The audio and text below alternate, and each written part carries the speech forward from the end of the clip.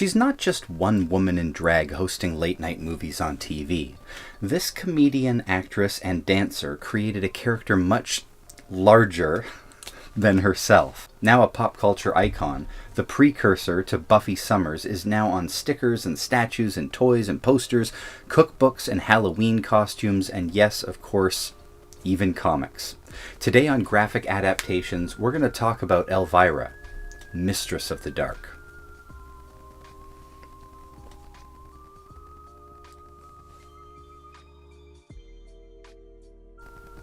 Elvira has a list of merchandise with her name on it, but the core that holds it all together, aside from actress Cassandra Peterson herself, is the 1988 theatrical movie Elvira, Mistress of the Dark.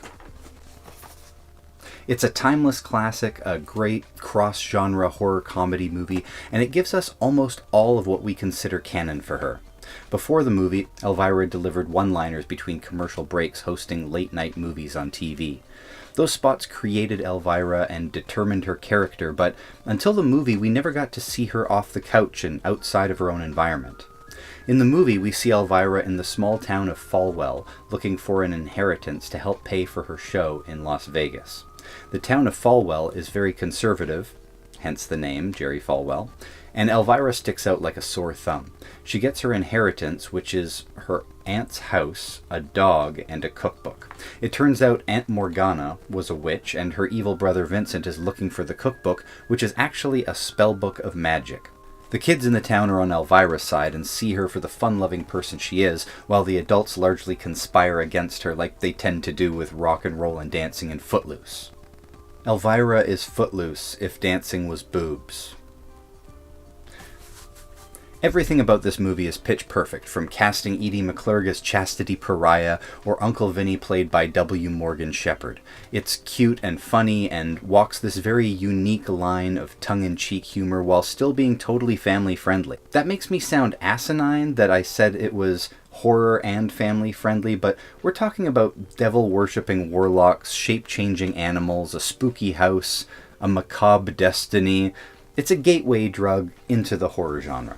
Now, there is a sequel of sorts, Elvira's Haunted Hills, and while we should probably just be grateful we even got a second movie at all, it's just inexplicable from a fan perspective. Like, sure, I understand that they're financing it and themselves and not having studio backing, and that would bring its challenges, so putting it in Romania and just like doing a tribute to Vincent Price is cute, but it just doesn't make any sense. Mistress of the Dark is contemporary. She's a showgirl making her way to Vegas, maybe a B-movie starlet, but in Haunted Hills, she is in an old horror movie in the Romantic era of the 1800s. So this is just the 1800s, and that's the end of it. Like, there's no explanation. Like, they should have made it like meta where she's filming a movie in Romania. But anyway, what rubs me the wrong way is the inconsistencies. You can't watch them back to back without feeling as though you're watching two movies with the same character that are not at all sequels.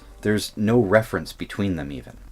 This is interesting because it was so clear to me what a new Elvira comic should be, and that is to be a continuation from the first movie. Not just the plot, but the world of Elvira, not in the Carpathian Mountains at a castle in the 1800s. For me, it's not for me. And that's not exactly what I got in these comics. Not exactly. Now, before we jump into the Dynamite comics that I read for this video, it's worth mentioning that these aren't the first Elvira comics ever published. Marvel, DC, and Claypool Comics all had a shot over the years. Marvel did the direct movie adaptation. DC did a series called Elvira's House of Mystery. I have the first issue here. I think it was pretty smart to evoke the EC Comics Tales from the Crypt vibe, since Elvira very much functions as the Crypt Keeper, introducing movies and hosting the stories. That's like good synergy, and somebody should have pitched a Tales from the Crypt style anthology show hosted by Elvira to like Shudder years ago. Now, the comics I got to read were volumes 1, 2, and 3 of the Dynamite series in softcover trade paperbacks. They're written by David Avallone and drawn by Dave Acosta. But there are many more volumes out there from this current era. I would even go as far as to say that we are living through a golden age of Elvira comics. There's really a glut. Now, I didn't have a chance to read them all because not all of them are out in collected editions yet. I did check out some of the scans online, but I didn't want to spoil the read later for when I got the actual book in my hands. But just as a brief overview, in addition to the 3 volumes that I have here, there's Elvira in Horrorland, Elvira in Monsterland, The Shape of Elvira, which is sort of a play on The Shape of Water, a la Elvira meets The Creature from the Black Lagoon, and Elvira meets H.P. Lovecraft. Each is a 5-issue miniseries, like how Mike Mignola was running the BPRD stories for years, in that they're standalone adventures, but they also tie together to invite you to her larger world. The latest Elvira book coming out as I film this right now is a crossover with Elvira and Harley Quinn. The 3 trades that I have are the longest ongoing run for the series, a total of 12 issues if you don't count these other books that I mentioned. The first 4 issues shows us that Elvira is on the set of a vampire B-movie as the star, and when she goes back to her trailer between setups, somebody pushes her into a magical coffin, and in each issue she pops up in a different time. She meets Mary Shelley, Bram Stoker, and Edgar Allan Poe. It sort of becomes a Bill and Ted's Excellent Adventure with her traveling through history, meeting important figures within the genre of horror. It's a great idea.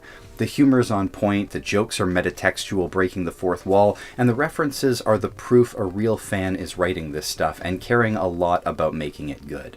The second volume continues her adventure, but this time she's touring Dante's Levels of Hell, which is a nice look at these mythological characters and ideas through the lens of Elvira.